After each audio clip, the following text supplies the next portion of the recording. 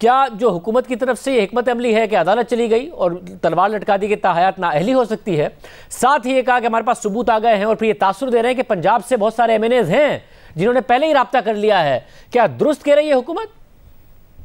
शाहजेब भाई, मैंने पिछले 3-4 दिन में हुकूमत के 5-6 वजीरों से मुलाकात हुई, बल्कि मैंने नहीं राब्ता किया, उन्होंने खुद राब्ता किया, उनसे बातचीत हुई। और इसके अलावा कुछ नाराज अरकान जो हैं, कल भी मेरी उनसे बात हुई थी, आज भी मेरी उनसे मुलाकात हुई। और अपोजिशन के जो मेंबर हैं, लीडर हैं, उनसे तो रोज ही हमारी मुलाकात होती है। इस्लामाबाद में आजकल आपको मैं बताऊं 24 घंटे पॉलिटिकल एक्टिविटी है, रात को सोता कोई नहीं है यहाँ पे, और लोगों की सेहतें खराब हो रही हैं बहुत ज्यादा, क्योंकि बेख्वाबी भी है और फिर 3-3, 4-4 वक्त खाना भी खाया जा रहा है। ये सब लोग जिनके साथ मेरी मुलाकात हुई, तो उसमें जो कुछ फेडरल मिनिस्टर्स हैं, उनका ये ख्याल है जी कि 24 तारीख की सुबह से कुछ ऐसी डेवलपमेंट्स होंगी कि जनाब सारी सूरत हाल बदल जाएगी। तो वो क्या डेवलपमेंट है वो उनको नहीं पता, क्या डेवलपमेंट है, ना वो शायद बताने के लिए तैयार नहीं उन्होंने क्या करना है।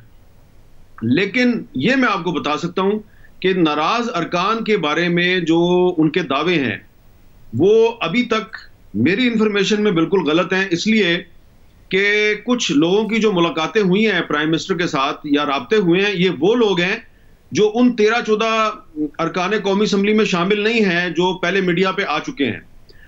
ये और लोग हैं जिनके कुछ अखबारों में नाम वगैरह छपे थे, तो वो उन लोगों से बात हुई है। हाँ, ये बात जरूर है कि ये जो 13-14 MNAs हैं, इनमें से कम 5 ऐसे हैं जिनके साथ खुद हुकूमत के लोगों ने राब्ता किया है, उनके दोस्तों के जरिए, अजीज रिश्तेदारों के जरिए, और एक मिनिस्टर साहब हैं, उन्होंने भी राब्ता किया है, उनसे कहा कि आप वापस आ जाएं। तो वो सिर्फ उनसे एक ही बात पूछते हैं सारे कि भाई, एक तरफ आप हमें गालियां दे रहे हैं, धमकियां दिलवा रहे हैं, आपका जो डिजिटल मीडिया विंग है वो हमें गालियां दे रहा है, आपने हमारे फोन नंबर्स जो हैं वो अपने लोगों में तकसीम किए हुए हैं और वहां से आप हमें मैसेजेस कर रहे हैं, गालियां दे रहे हैं। दूसरी तरफ शहबाज गिल साहब कहते हैं कि ये, और वजीर आजम साहब कहते हैं मैं तुम्हारा बाप हूं, आप वापस आ जाएं। तो ये बताएं कि आपकी पॉलिसी क्या है। तो ये बहुत जो है ना कन्फ्यूजन है हुकूमत के हलकों में। उनकी कोई स्ट्रेटजी अभी तक जो है ना, ऐसी स्ट्रेटजी नहीं है जिसमें पता चले कि कुछ चेन ऑफ कमांड नजर आ रही है। वजीर आजम कुछ कह रहा है, शहबाज गिल कुछ कह रहे हैं, फवाद चौधरी साहब कुछ कह रहे हैं, और फिर सुप्रीम कोर्ट में राजा परवेज अशरफ साहब के साथ एक कोने में उनके साथ खुसर फुसर भी करते हैं, सरगोशियां भी करते हैं। तो बहुत कन्फ्यूजन नजर आ रही है हुकूमत के हलकों में। हाँ, ऑफ द रिकॉर्ड हुकूमत के लोग जो हैं वो ये जरूर कह रहे हैं जी कि 24 मार्च के बाद हम कुछ ऐसा कर देंगे कि हालात बदल जाएंगे। लेकिन जो नाराज अरकान के बारे में उनके दावे हैं वो अभी तक गलत है।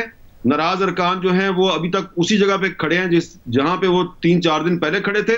और ये भी मैं आपको बता सकता हूं कि इत्तेहादियों के साथ ऑपोजिशन के मामला तय पा चुके हैं, उन्होंने सिर्फ ऐलान करना है, और हो सकता है ये ऐलान भी 24 मार्च को हो जाए।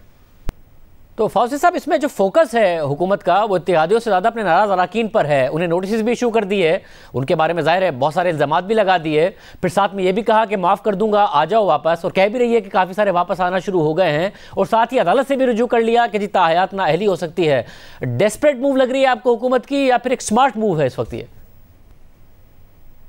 शुक्रिया शाहजेब साहब। देखिए, मेरे ख्याल में एक बहुत ज्यादा स्मार्ट मूव तो नहीं है, क्योंकि जो बेसिक रीडिंग है आइन की, इस शिक की, उससे तो लगता ही है, जो हमने कानूनी माहिरीन से बात की है, कि ये एक स्ट्रेट फॉरवर्ड सी उसकी एक तशरीह है। बहरहाल अब अदालत में चली गई है और ये फैसला होगा कि जो डिस्क्वालिफिकेशन अगर इन लोगों की होती है, जो लोग फ्लोर क्रॉस करेंगे, तो वो लाइफ टाइम होगी या नहीं होगी। लेकिन मेरे ख्याल में देखिए, इसमें एक दो इशू जो है वो मुझे कम से कम लग रहा है कि इंपॉर्टेंट है। पहली चीज तो जिस तरीके से इसका एक परसेप्शन बन रहा है, और जाहिर बात है जो अदालत है वो तो कानून की रोशनी में ये फैसला करेगी, लेकिन जो एक राय अमा बन रही है वो ये लग रही है कि जो गवर्नमेंट है वो इस वोट से कुछ घबरा रही है, वरना अगर घबरा ना रही होती तो अब तक वो इस तरह की डिलेइंग टैक्टिक्स ना करते। दूसरा, देखिए जो आर्ग्यूमेंट्स अभी तक सामने दे रहे हैं, और मैं हवाला दूंगा उस इंटरव्यू का जो आपने अटॉर्नी जनरल साहब का कल किया है, वो जो आर्ग्यूमेंट्स अटॉर्नी जनरल साहब जो है वो